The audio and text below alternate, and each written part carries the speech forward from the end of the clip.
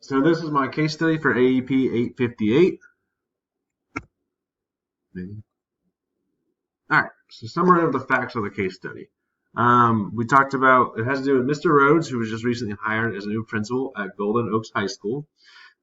His superintendent, Dr. Newman, wants this attendance problem addressed. The attendance rate at the school has dropped significantly. It is a big concern from the outside in. Following the first semester, Mr. Rhodes looks at his attendance records, and out of the 965 students, 659 missed at least 10 days. Mr. Rhodes then identifies 5 students who caught his eye specifically. So the 5. So the first one is Karen. She is a junior. Her freshman and sophomore year, she had great grades, great attendance, and then this year she's been missing days and her academics have decreased. Mr. Rhodes found out that she was recently married before the school year started, and her parents have requested a meeting with counselors. However, the meeting has never happened yet. The second student is Tyrone. He's a sophomore. He missed 2 weeks worth of school due to trips with his parents to DC and Canada. Both his parents felt that the trips were educational and they ignored the policy of attendance. Christina is a freshman. She missed multiple school days due to being out of town for church meetings. The agenda and conference descriptions were never given, nor were they asked for. Carl, who's a sophomore, if he never felt well, he didn't have to go to school. His parents never made him go to school if he said he didn't feel well. His dad also never actually finished high school and has told him numerous times that if he doesn't want to go to school anymore, he can just come work with him. Carl also has 2 younger siblings, and Mr. Rhodes has made a note to check in on them as well. John, who's a junior, he suffered an injury earlier this year due to football and has missed school due to physical therapy sessions, which can only occur during the school day. So he's missing afternoon classes twice a week. On top of that, the athletic director has given him permission to miss Friday due to the fact that he needs a rest before the big football game.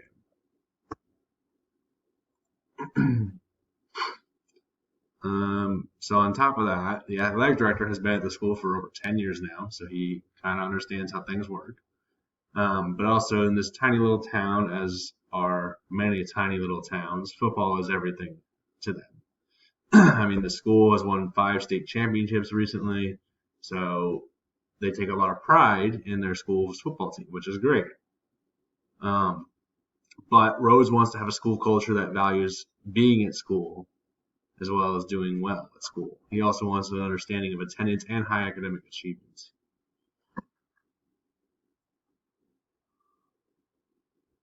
So, some legal and ethical issues. Some legal issues, there's parentis parte, my Latin's very terrible, I apologize. Basically, it states the right to intervene in the juvenile's life. The school has that right because it is required by law for students to attend school up until they are 16. Education is also vital to the welfare of each and every state. With truancy, a high rate of absences from school could lead to deeper issues in this school, and it's already not doing well with attendance. And if it continues to get worse, then the school will suffer. Some other ethical issues that make no sense. Teachers allowing absences without any reasoning. Parents allowing absence, seeing it as an educational learning at times. School officials pushing for absences for personal gain. For example, the athletic director allowing the football quarterback to miss. That makes no sense to me. Counselors not addressing issues when asked by parents. That is a huge issue. And attendance excused by any school personnel. Again, that goes back to athletic director or teachers. Only certain people should have that right to excuse students for missing school. A lot of this doesn't make sense. So the scenario synthesis, basically the school attendance is not a priority at this school. Student attendance is not a priority in this school. And that is an issue, a big one. Mr. Rhodes has asked, how can he address this to make attendance a priority and make it connect with achievement and student development? So some synthesize the facts. So there's people. We are dealing with Dr. Newman, Mr. Rhodes, the school admin, the current students, the 5 students in question that we brought up, teachers, the community, coaches, working families, school districts. For places, we have the school district, we have the high school, we have the community where jobs are, we have the suburban area. And for the programs, we have the public education, we have the general ed environment, high school grades. And then we also have low expectations from parents in the community towards academics. So when we review the information we have on hand. So the overall situation to lack of attendance can be very damaging financially if this continues. A lot of schools rely on state funding, and states will give funding for test scores, for good test scores. If you don't have students there, they're not there to take the test, meaning that they're not there to get counted for tests. And even if they do take the test, they're not going to do well because they miss so much school. So lower test scores will result in less state funding, and a lot of small schools need that funding. Depending on decisions made, relationships can be damaged or even broken moving forward between community and parents towards the school itself. I mean, if the school takes drastic actions, the community and the parents will look on that very badly. They could see it as jeopardizing their football team and stuff like that. The admin will also have it won't look so well in the eyes of the faculty. I mean, the teachers, it's very common that teachers don't look at all admin as competent in their jobs, and this could cause issues in that. And that could create huge divides in our schools.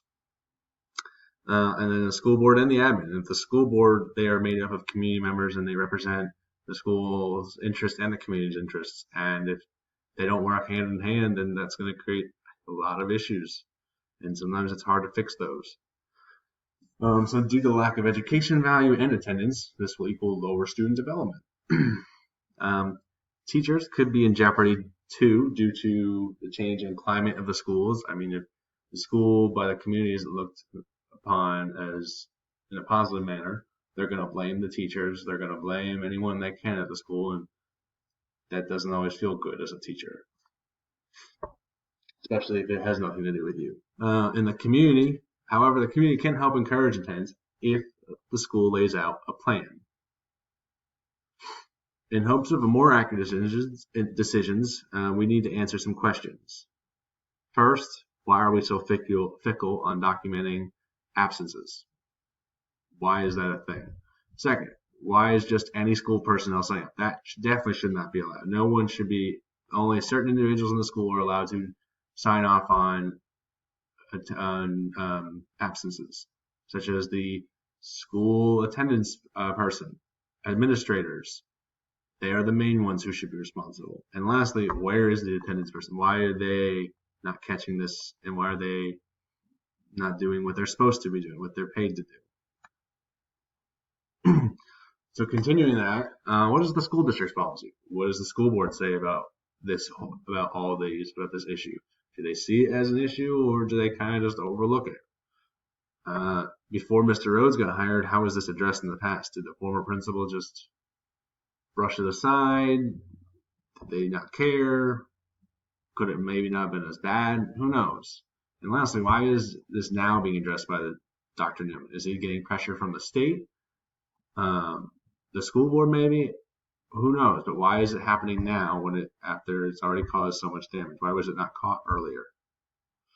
And then next, what is the current school culture? How do the teachers feel about this issue? Do they see it as a huge issue? Do they not? You can even ask the students, do they feel that it's an issue? Do they feel it's okay to miss so much of school? Do they agree with it? Do they not? How do they feel? And parents. I mean, as we saw earlier, one of the Carl's parents, his dad doesn't seem to think academics are that important. Do a lot of parents feel that same way, or do they not? What is their perception? What is their view on missing school and having their students go to school and develop? Alright, so some potential game plans. I apologize for I'll move this around while I read them all. So option one, it's the easiest. You can look at the issue and say, oh, I guess that's an issue. I don't have time for it right now. I have better things to do, and move on. Option two, you can collect some data, identify some areas of weakness, attempt to fix it yourself without any support from higher ups or no help from the school board, the superintendent. You plan on doing this all alone.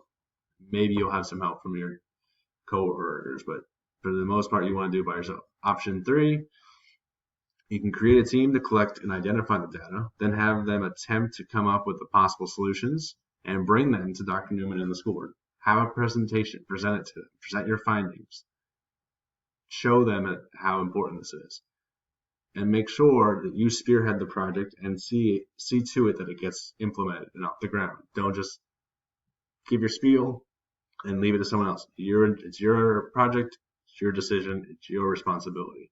And then put one of your ideas into play and adjust as necessary. Have goals that are realistic and achievable. Is what we're doing going to make a difference? Are we going to be able to actually change the attendance rate? Are we going to be able to change this perception? So looking at breaking down the options by pros and cons. So option one, a pro, it's very easy, and you technically did realize that there is a problem.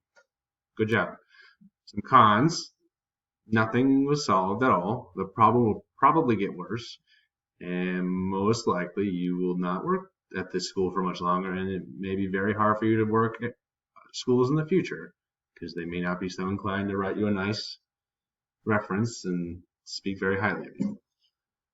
Option two, you do identify areas of weakness. You're technically doing what Dr. Newman asked of you and trying to make a change. However, the con is likely nothing will change, and if it does, it won't be significant enough. You can't drive this whole ordeal alone, and you're likely to burn yourself out, and it will fail. You need help from others. So option three, which is our best option, some pros: you're showing your leadership ability to your brand new faculty. They barely know you, and this is a great way to get them to respect you and to get them to buy into the future. You're also getting help from collecting data from your coworkers. You're also showing that you care about making a change and that you really want to see this happen. You're not just doing it because you're being told to. You're really showing and putting forth effort. And you're also getting support from higher ups such as the board and Dr. Newman. Some cons: if things aren't done right, issues can happen. That could be hard to fix, but not impossible. So, if we're going to implement this, we need to figure out the steps. So step one, first thing, you have to create a team to help advise you. You need people to help get this thing rolling. Obviously, you're the principal, that's you. You should get a school board member, at least one. Get the school athletic director. They have a lot of pull in the school, especially if it's a school that prides itself on sports and extracurriculars. Get the head of the counseling department. You need to fix the counseling department because a parent's requested a meeting and that never happened. That's on the counselors. Get the superintendent. He may not be there fully, but he's at least on the board and maybe he could show up and help a little bit. Definitely get teachers from each department in the high school.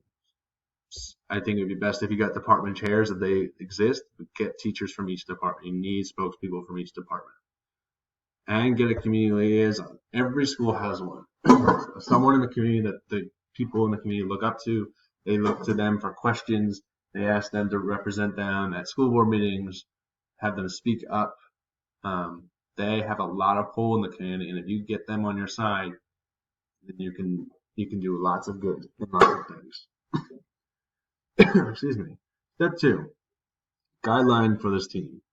What is our goal? What are we trying to achieve? Is what we're trying to achieve realistic and achievable? Our goal is basically to lower the rate of absences for student attendance. How will this proceed? And the reason we're doing this, like I said, the reason to help this is the reason is to help student achievement and development improve. That is the goal, along with lowering our absentee rates. Lower absentee rate, student achievement and development can